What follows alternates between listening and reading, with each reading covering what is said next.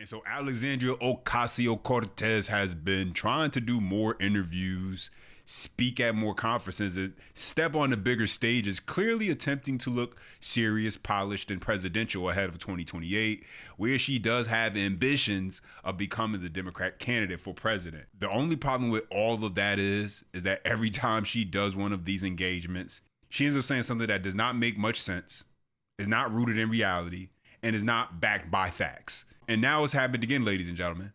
A few of her recent comments have gone viral because, frankly, they did not sound very intelligent or very well thought out. But this is the same person who may be looking to become the next president of the United States. And so now she is getting absolutely destroyed, not just by people on the right, but by those on the left also. And so let's get into all this, ladies and gentlemen, and start with this right here. You have Greg Gutfeld. He used Fabuloso and mopped the floor with AOC. And this comes after AOC's comments about billionaires not being able to actually earn $1 billion. And I think this conversation is so funny because it's putting people in a place where we're having a conversation where essentially people are almost defending billionaires, and they're not defending billionaires because, billionaires need defending. They're defending billionaires because what it represents when you have someone like AOC speaking like this, because he's speaking as someone who's saying, well, it's not really possible for you to be that successful. And so therefore it's okay for us to tax them more. Because that's what this is really all about. It's okay for us to take from them more and then, give it to you guys. This all goes into her ideology, that Mom Donnie woke socialist ideology that they share. And so let's start right here first, where you hear her actually. This is the statement she had, and then we'll go up and follow it along with Greg Gutfeld. Take a listen. There's a certain level of wealth and accumulation that is unearned, right? You can't earn $1 billion. That's right. You just can't earn that. That's exactly correct. You can get market power, you can break rules, you can do all sorts of things. You can abuse labor laws, Yep. You can pay people less than what they're worth, Yep. But you can't earn that, right? That's right. And so you have to create a myth that since you didn't earn that, you have to create a myth of earning it. So I hope you guys took notice to the fact that the only way she believes you can be successful at that level is if you're doing something wrong. And I think this is an interesting conversation to have because, one, for most people who are listening to this, I'd probably say 99.9% of people who heard her say that, you don't know any billionaires personally. And so you're not speaking from firsthand experience of what billionaires had to go through in order to become a billionaire. You're just going off of what you believe it takes to be that level of success because you've seen what success looks like on smaller levels. And so you would imagine, okay, to really reach those depths, it will require that much more of a investment. But that's too much for her to really grasp. And listen, most millionaires, let alone billionaires, they don't come from extreme wealth where their family just, we just had all this money. It's only a few of those people out there when it comes to they already had that level of immense wealth. But now let's go to continue because you got Greg Gutfeld. He used Fabuloso and mopped the floor with AOC. Check it out. Here's the bigger point. What we're seeing right now is the acknowledgement that identity politics failed. So now we're back to class warfare. They have learned that this terrible idea failed, but they don't have a new one. So now they're going back to the old one, which was Marxist class warfare, welfare. So you go after the wealthy as a deflection of the current problems you cannot fix. We had another assassination attempt fueled by Dems' repetitive messaging about that justifies political violence. There's no ideas, there's no policies, there's no leadership. And the reason why they go after somebody like Elon Musk is that he's representative of creation. You create things. They don't create things. They're basically parasites off the people who create things. Right now, the Democrats are essentially Antifa without the worn-out athletic gear. The rhetoric is blunt, simplistic, moronic. And she knows that there are problems with her party, but she can't blame Republicans because they aren't there. So what do? There's no Republicans. Let's just do this amorphous rich. Exactly. And AOC, Zoran Mamdani, these Democrat socialists, they know that the low-hanging fruit is to blame rich people for the average everyday American's problems. They know that's low-hanging fruit, that if you're not happy, if you don't feel like life is going the way that you want it to go, well, it's not your fault life isn't going the way you want it to go. It's this person who's making all this money. It's their fault. They're the reason why your success has been hindered. But last time I checked, somebody else's success in life should not stop you, anybody, from going out and being successful if they really want to go out there and get it. But that's what AOC, that's what they want you to believe, because the resentment is easy to sell. Let's continue. They're the rich people. This is the idea that we even justify this argument. And I'm surprised, Jessica, that you even still do this, because we know, we're adults, how people survive here. Rich make more money. They hire people. I just spit out a cookie. You get rid of rich people, you don't have anybody, because they're the ones that hire everybody else. This is like common sense. But AOC, if you want to beat AOC, you just let her talk. She's proud of the things she doesn't know. Everything she doesn't know could fill Obama's Death Star library. She's the freshman from home after the first semester, announcing to her parents that America is the oppressor, the rich are evil, and her pronoun is neither. And she ignores the fact that mom and dad are paying $75,000 a year. Thank you, economy, for that education, not to mention the laptop she has, the iPhone, the nose job, and the psychoanalysis. Why does AOC exist? Because we're talking about New York City. She's in New York City. Why does she exist? Because people in New York City are wealthy enough to endure that. We can carry around that bag of rocks because we make a lot of money. You can complain about how expensive it is to live here, but apparently people are living here, and we tolerate that because we don't want to move. So we allow this bozo to call us names because, you know what? I can still afford my $25, sushi. Latte? My latte I don't know. sushi. I don't know. I'm done.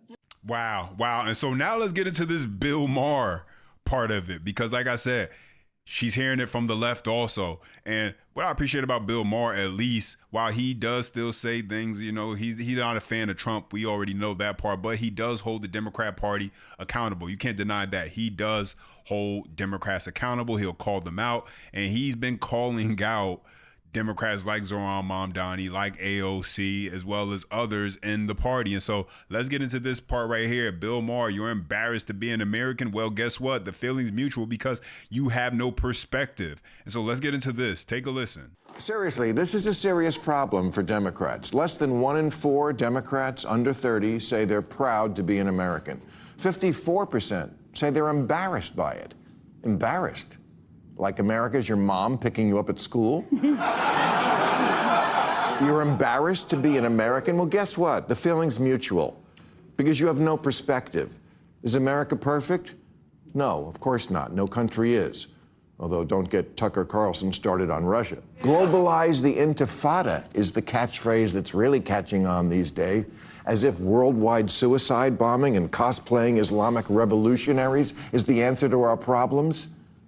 At an AOC Bernie Sanders rally in Idaho last month, someone threw a Palestinian flag over an American flag, and the crowd erupted in approval. What should have happened after that is one of the adults on stage should have told their young, loyal followers, this is not a symbol of freedom. This is.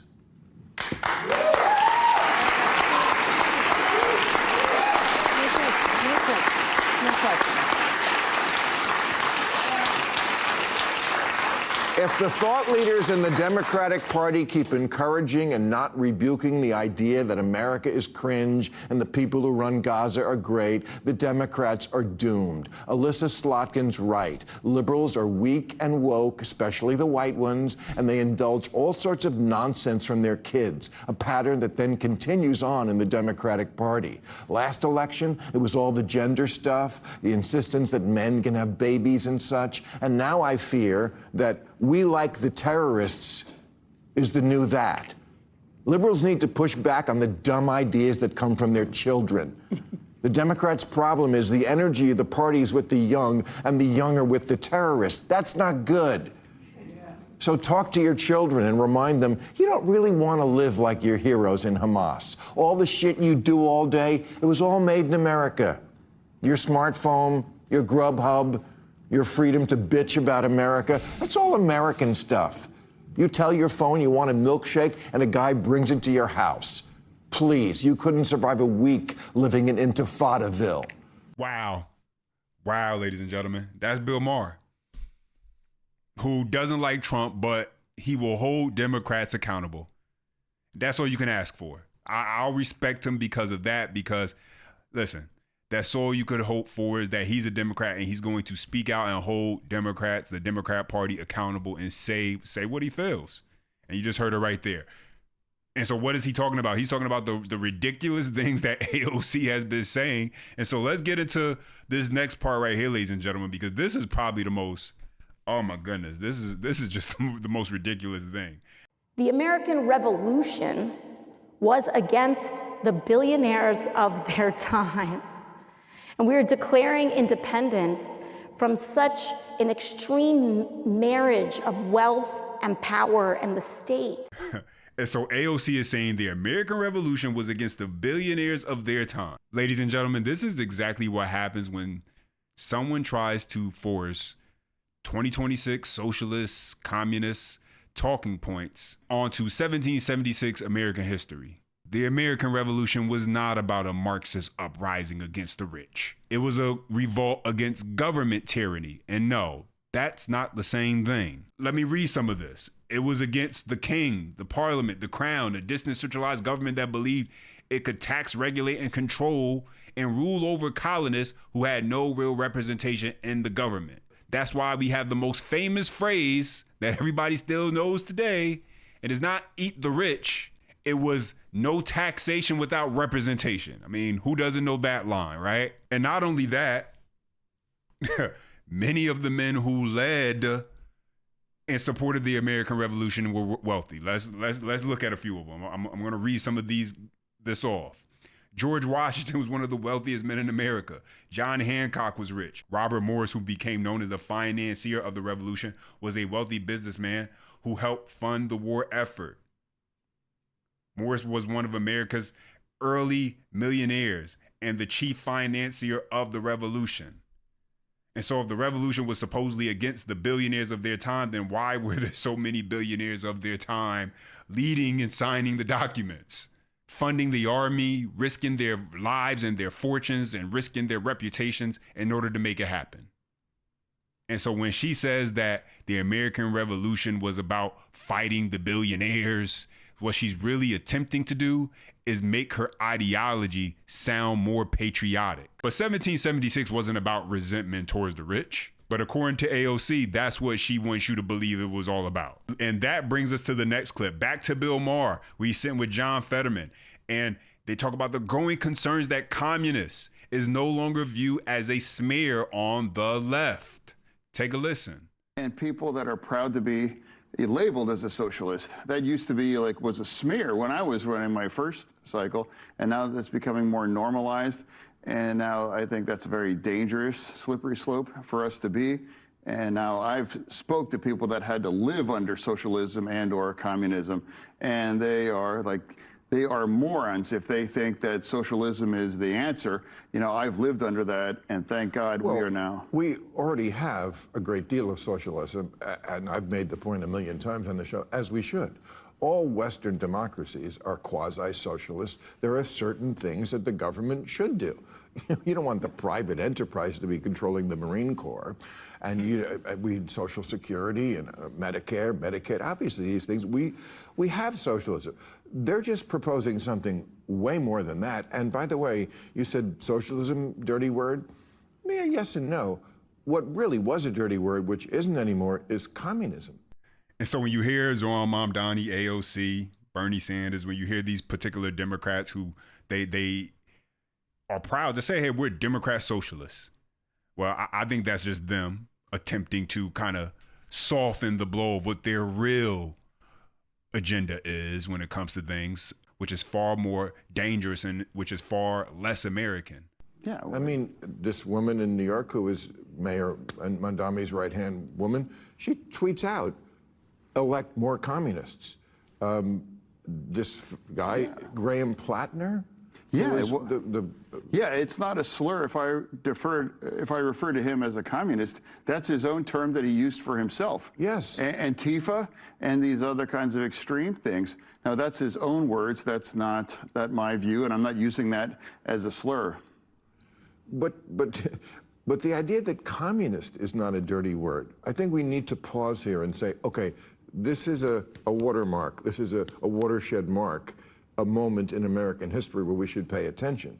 And my guess is, because AI is going to be taking everybody's jobs, communism is only going to get more popular. Well, I sure hope not. I sure hope not either, but when you have Democrats out there right now who they're manipulating, they're using the emotions of what people are going through, who are frustrated with life. And listen, reality is there's never not been people upset with life when it comes to things. There's never not been a generation or a time where people haven't been completely just, oh, everything's great. We're all doing wonderful. Money's just flowing endlessly. We all living high off the hog. It's always existed where there's been the haves and the have-nots.